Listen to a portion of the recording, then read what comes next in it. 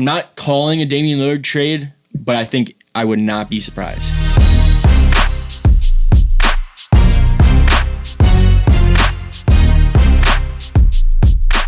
Welcome back, ladies and gentlemen, to another episode of the Strictly Bball podcast. I'm Nolan, alongside my co-host Joe. Joe, how are you doing today? I'm doing amazing. We are on the eve of opening day of NBA season, and I cannot be more excited. There's a lot of excitement for a lot of reasons. Number one, I think the top teams in both conferences are going to be incredible to watch, starting off with tomorrow. A couple great games, and but most of all, I'm excited for the Timberwolves this year. Yeah. I think the Timberwolves' excitement this year is as high as it's been in a long time. Yeah. A healthy D'Lo. We got the big three, D'Lo, Ant, and Cat. I think D'Lo's going to prove a lot of people wrong, show people that he's an elite point guard in this league. He's going to pair very well with those two players. I think the Timberwolves, I think we're going to make the playoffs. I hope so. Knock on wood. Timberwolves are one of the worst franchises in NBA history, so we're kind of used to being let down. But I will say that since betting odds have been a thing, and they've been doing over unders on win totals, since KG left the Timberwolves, we've only hit the over 2 times. So, is this one of these times? Well, I'm saying at the end of the season, we've only hit the over twice since KG left, and I think this could be the year we do it again. Hopefully, so if everyone stays healthy. Excited for the Wolves. Excited for the Warriors, the Nets, Lakers, Russell Westbrook on the Lakers. Yep. Hopefully we get to see a fully assembled Nets team come playoff time. But who knows with Kyrie? Yeah. Who knows with Kyrie? We'll see what happens there. But we got a lot to get to in this podcast. This is a full NBA 2021-22 season just preview in this podcast. Who is the team that you think is going to do better than expected in this upcoming season? I'm going to have to go with the Indiana Pacers. That's a good pick. I don't think anyone really talks about the Pacers. They have an all-star in Sabonis. I think Brogdon's going to be healthy. I think he's healthy. He's coming back from an injury, but Brogdon is a very underrated player in the league. They got LeVert, Miles Turner. They're all around a pretty solid team, and I think they can shock a lot of people. That's my sleeper team. I'll say this. I think we might disagree on some, but I will agree with you on that one. Okay. I think the Pacers are going to be better than expected. It's hard to say they're going to be a disappointment when no one really talks about them. Yeah, you know what I mean? They are kind of a forgotten good team in the Eastern Conference, and last year it just wasn't good for them. They got a new coach, and I think last year their coach was Nate Bjorkgren, who was just kind of a disappointment as a new head coach. He's gone. They brought in Rick Carlisle, which is a huge, huge ad for them. And like you said, they have a ton of talent on that team. Yep. I think it'll be contingent on injuries, though. Yeah. We'll see. Yeah, that's the determining factor right there. If that team stays healthy. If that team stays healthy, Brogdon, Karis LeVert, TJ Warren, I think is going to come back mid-year. Sabonis, Miles Turner. Where do you think they end up in the standings? 6 to 8 seed. Honestly. 6 to 8. I think you got to say 6 if that's your sleeper team. It is my sleeper team, but I'm just being. I think 6 is probably realistic. So if they stay healthy, I'm saying the 6 to 8 range because it's kind of hit or miss with the injuries. But if they stay healthy, I will say they will be the 6th seed. So a playoff lock. Yes, a playoff lock. They don't have to do the play-in tournament. Well, play-in tournament. Okay, yeah. The 6 doesn't have to do the play-in. Yeah. Yep. Okay. So let's hear. So that's that. Let me hear your sleeper team. My sleeper team for this year. This is a great way to start the podcast. My sleeper team is the Minnesota Timberwolves. I know this is a homer pick, but it's a good pick. If you're into betting, the Timberwolves over-under on most sites is 33.5 wins, which would put them at, if they go 34 and 40, what is that? 34 and 46. No, 48. 34 and 48. You would win money. Quick math. Dang. So damn. You'd win your money. I think 33.5 as an over-under for the Wolves is way too low. Yes. I see them as an above 500 team, and my sleeper team is the Minnesota Timberwolves. Who do you think is going to be the biggest disappointment this year? I don't know if this is popular. This is definitely not going to be popular, but my biggest disappointment team is the Chicago Bulls. I am not high on the Chicago Bulls at all. I'm just not. Let's hear why. they got Lonzo, DeRozan, and Caruso. Those are 3 pretty big additions. Chicago is a big franchise. I feel like there's just a lot of hype around that, a lot of excitement for this new squad that they have. Like, they're obviously electrifying players like Lonzo, Caruso, and Zach LaVine. They're like walking highlight reels. You know what I mean? And DeMar. Oh, I forgot about DeMar. Wait, yeah. You said DeMar. Oh, I said DeMar. Yeah, DeMar, Caruso, and Lonzo. They're all walking highlight reels. And some of the biggest additions in this year's free agency. So I think that, yeah. And I think you need to point out Vus is another very solid piece to the squad. You could even argue that he's the second best. Better player than DeRozan. Team. Yeah. Better than DeRozan. I think you could argue that. Or a bigger contributor. I think, he could have been an all-star this past season. They got a really solid 4, but I just feel like they're going to be kind of let down. I think they're going to the hype has gotten too high? I think the hype has gotten too high. Chicago is like the 3rd biggest franchise in NBA history. There's a lot of hype around them. There's so many Chicago fans. They're going to be let down. They're a first-round exit. I'm sorry. First-round exit, 100%. Exit. That's what I think. And I think people are over-anticipating. I think it could be lower. I think they could be... That's what I said. I said first-round exit, or they might not even make it past the play-in tournament. My disappointment team for this year is the Portland Trailblazers. I mean, they're kind of always disappointing, honestly. Dame, I'm going to say this right now. I think their 8-year streak of playoffs comes to an end this year. CJ really hasn't been playing the best recently. Am I mistaken? I mean, I don't know what it is. I think this is what's going to be. I think it's just run its course. I think Dame and CJ, there was talks all summer about Dame maybe wanting a change of scenery, even though he said he didn't, but he's a very loyal maybe guy. Trading CJ. I think Dame and CJ as a core duo has run its course, and I think for some reason this year is going to be the year that they drop off, and it could be that Lillard gets restless mid-year. If they're an 8 seed and he's tired of it, maybe he asks out, but for whatever reason, I think, and I also think their supporting cast is not anything better than it's been in years past either. I mean, what has changed? They did bring in Larry Nance Jr., and I don't know, their backup guards are Anthony Simons. Yeah, Simons. Who is Ben McLemore. Ben McLemore's not that bad, but he's not very good. He's decent. Tony Snell is going to be a backup wing. He's the only player in NBA history. What is it? 50-50, 100. 50-50, 100. He's the only player in NBA history with 50-50, I just don't. I think the Trailblazers are going to struggle on defense, like they have in years past. And I think this is the year it just kind of runs its course.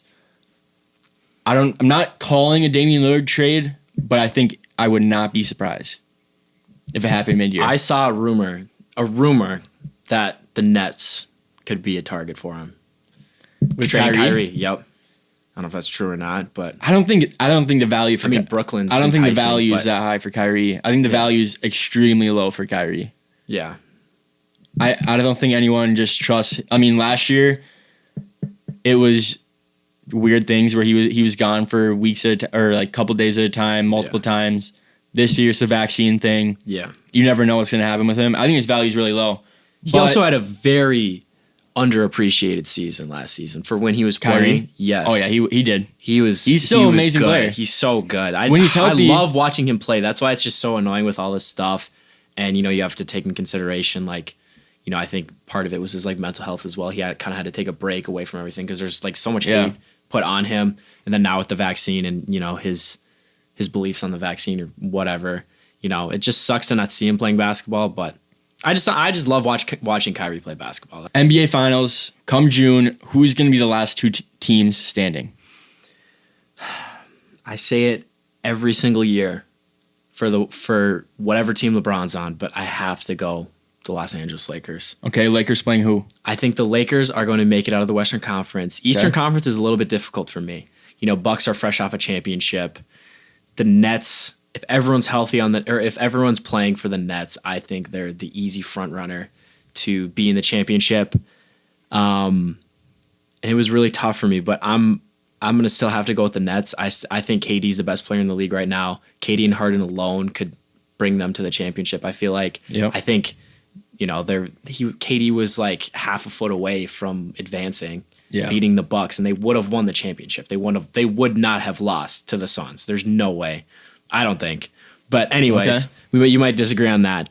But I think KD and Harden alone are enough to make it to the championship. And I think the Lakers are going to still win the championship, though. Let's say Kyrie is playing. Yeah. Kyrie, Harden, and KD. Do you think they will beat the Lakers? It's really hard to say because we've never seen Harden in the finals and we've never seen Russ in the finals. I think those are two guys that want it so bad, especially with that hypothetical finals. Russ would be going against KD, and he's going to want that. He's going to want that. There's a lot of different dynamics to that. There is. So it's really difficult, but I'm still going to have to go with the Los Angeles Lakers. Okay. And I think that it also depends on if AD's healthy, because that's what costed them the playoffs. Yeah. Okay. So assuming health. Okay, you're right. Assuming health, I'm taking the Nets Lakers finals as well. Okay. And I'm gonna go with the Nets winning it all. I think, and here's why. Like I said, it may be irrational to think this, but I think Kyrie will be on the basketball court come the finals. I don't know. I just don't think he's going to hold this all the way for an entire NBA season, lose out on $40 million, especially when, I don't know if you watch his Instagram Live, I just don't think he is 100% committed to not getting the vaccine. And even if he is, I think there's a chance by some rule change he's able to play. I don't know why, but I think Kyrie will be playing. And if they're all healthy, I'm taking the Nets over the Lakers. I think this is going to be their 1 year they can do it. Yeah. Eventually, those guys are going to get older.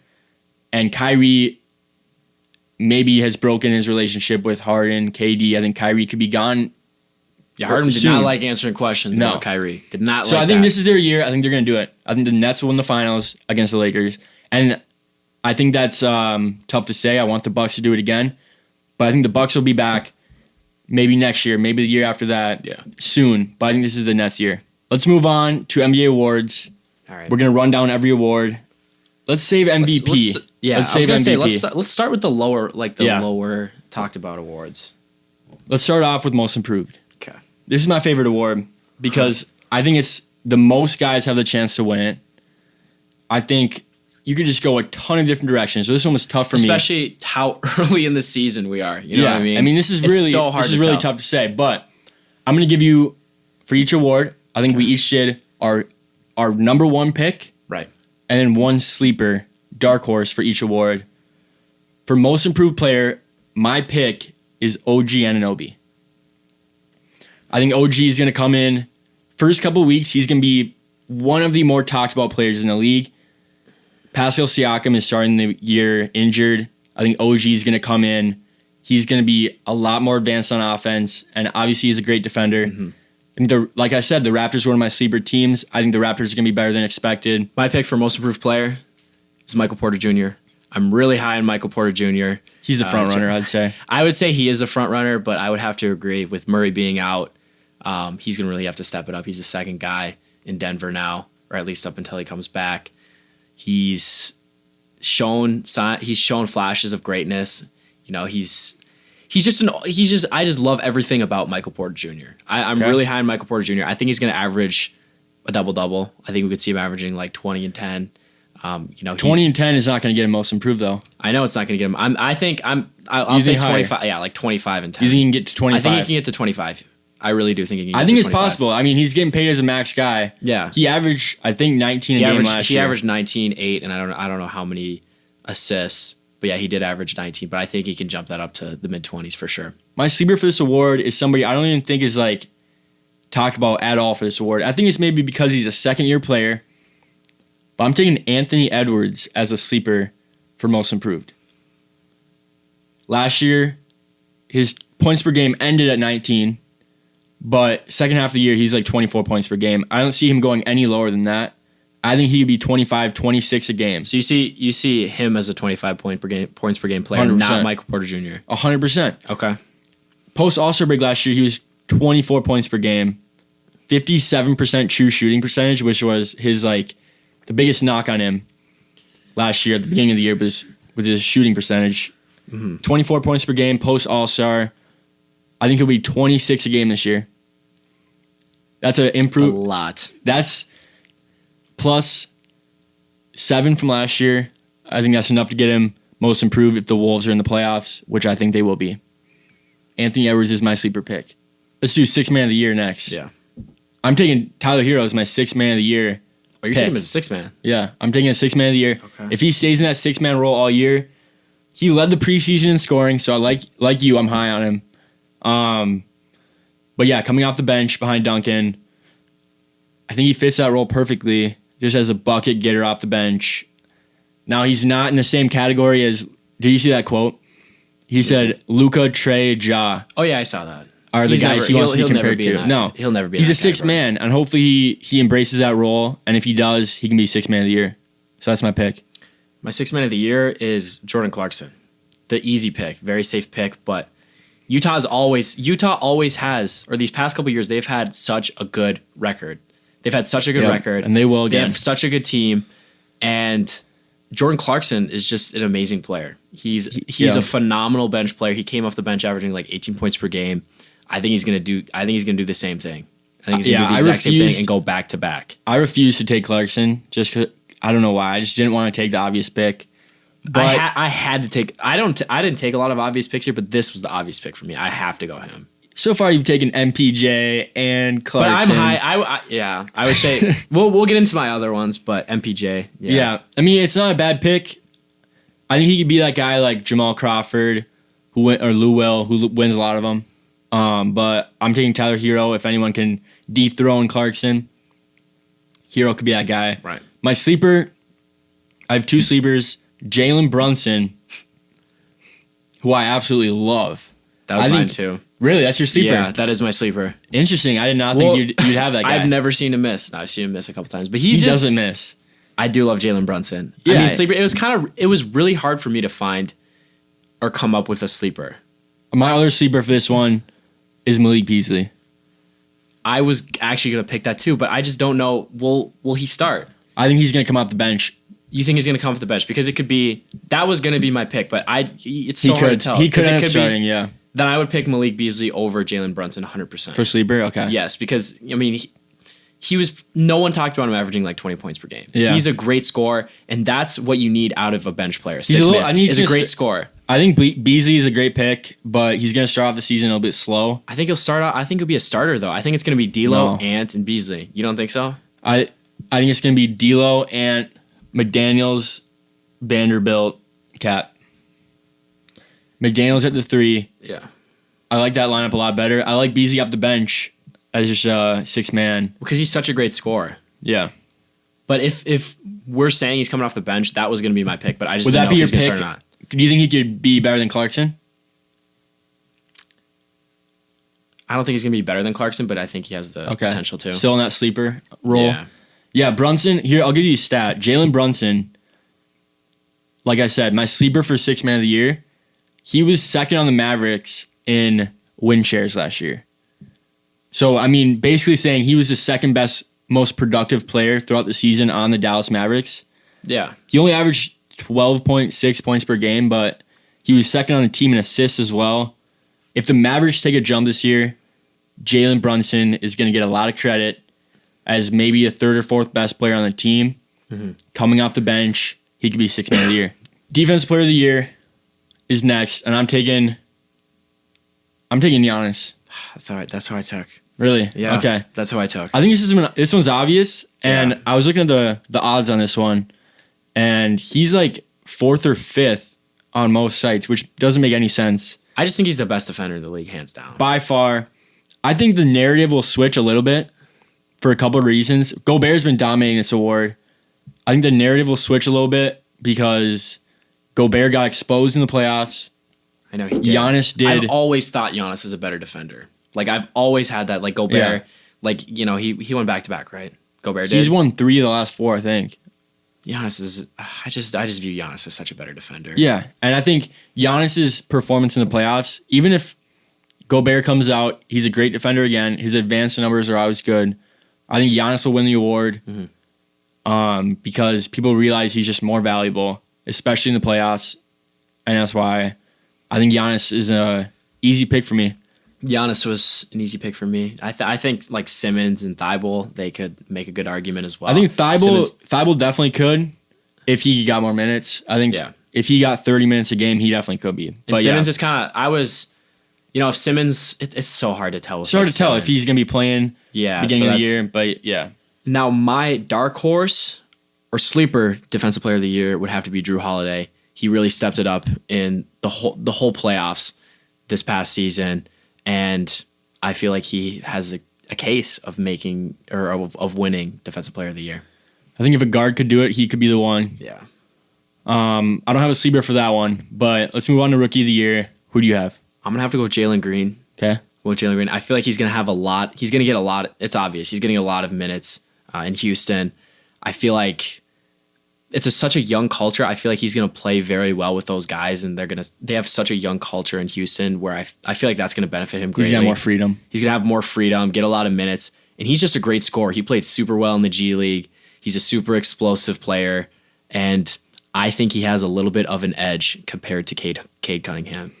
Yeah, I think those top two are going to be the guys competing for this award, but I'm going to go Cade. I'm going to go Cade Cunningham. Okay. I think they're both going to average nearly 20 points a game. I think Green could even be above. I think Green could be 21 points per game. And I think Cade is going to do more. It's like the same situation. I mean, it's kind of like the same. They don't have, they're like they're like basically Jeremy Grant, but they're like the number 2 guy, number 2-3 guy. The offense will be centered around both, but I think Cade is going to do more in the aspect of like winning games. Pistons aren't going to be good, but I think people will recognize like assists and other things that even if Cade is maybe 2 or 3 points per game less, I think Cade's going to win Rookie of the Year. But yeah, I think it's going to be close. I think if there's a sleeper of this award, I've been saying it all year or all offseason, Alperen Şengün is my guy. I think Şengün, like Jalen Green, is going to be featured in that Rockets offense, and he could be a sleeper. But yeah, I'm going to go Cade Cunningham. Do you have a sleeper? Quickly for that. I have 2. We'll just say them quick. I think Bones Highland is going to surprise a lot of people. I agree. It's a sleeper. It's a sleeper pick. And then Davion Mitchell. I love Davion Mitchell. He's a great defender. Played well in the preseason. I like those guys as well. More so Bones, but he won't get enough playing time, I don't think. Murray's out. So they still got a lot of guys on that team. Yeah, they do have a lot of guys on that team. Finally, MVP. To wrap it up, who do you have winning the most valuable player for this upcoming season? I'm going with the same person that I picked for the 2021 MVP. I'm going with Steph Curry. I think he's going to average 35 and 5. I think 35. No, 35 and 5. Oh, sorry, not 35. That'd be insane. 35 and 5. I don't think he's averaging 35, especially with Clay coming back or whatever. The Warriors, I think they're going to be a top 5 seed in the West. I think they're going to be a top 5 seed in the West. Guys, they like have Jordan to be Poole. If he's going to win MVP. Yeah, exactly. Jordan Poole proved a lot of people wrong. He came out of the hype. He's got the hype right around him. They got Moody, Kuminga. That's how you say his name, Kuminga. Yeah, and then Wiseman. They're all going to take a step up. Or I mean, they're not necessarily a step up. I think Wiseman's going to play good. Jordan Poole obviously is going to take a step up, and then the 2 rookies I think are very solid. Okay. And then also mentioning Klay Thompson he's projected to be back around Christmas season, and people are forgetting about Klay Thompson just like they forgot about MVP Steph Curry. Yeah, he was injured and people forgot about him. He came back, averaged 32, 5 or 6. We'll just say 32, 5 and 5. Blew everyone's expectations. Yeah. They didn't know if Steph Curry was going to be back in MVP form. And I think the Warriors are contenders to win the championship, honestly. I really do. I like Curry. I think he was really good last year. He's going to be really good this year. But I don't think the Warriors are going to be a top. I think they'd have to be 5 seed. I could see them being 6 or 7. I don't think it's going to happen, though. I think they're relying too much on. I think they're going to be top 4. You think they're going to be top 4? Yes. They were 9 seed last year. Clay coming back in December will help. He's going to be back for the majority of the season. Yeah, I don't know why. I don't think Draymond's the same guy. Draymond's not the same guy. Wiseman, you're relying on Wiseman and Kuminga and Moody to all contribute, which you never know with rookies. Rookies are not usually winning players. That's true. I think Curry will have a great year, but I don't think he's going to beat out my pick. And I actually think this is the obvious front runner that I don't think people are really talking about at all as a front runner for this award. Okay. I'm taking Giannis. I think last year he had no chance to win it. And the Bucks actually struggled a little bit last year, even though they were the 3 seed. Yeah. At the beginning of the year, they weren't the team they were the years prior, where they were obvious 1 seed. Yeah. I almost feel like coming off a championship, the Bucks have less pressure this year than they have before because Giannis has proved everything. Yeah, he has. Now he can settle in, get back to that. The Bucks absolutely dominated in years prior, before last year. I think they're better this year than they were last year. Bringing in Grayson Allen, DiVincenzo's back. I think there's less pressure, and I think Giannis is the clear frontrunner for this award, especially after he had no chance to win it last year because he already won 2 MVPs, and he hadn't proved that he was an MVP caliber player in the playoffs. Now he has, and I think he's going to win his 3rd MVP. Okay. So that's my pick. I like that pick. Sleepers, quickly, Jason Tatum and Trae Young are major sleepers for this award. I think if either the Celtics or the Hawks get that 3 seed behind the Nets and the Bucks, the leader of their team could win MVP. It's a reach, but I think that those are my sleepers. That's a pretty big reach too. It kind of depends on where they land in the West, but I'm going with Paul George. People like to forget that he was an MVP candidate in 2019. I think Paul George is going to average, like, I have it right here, 27, 10, and 5.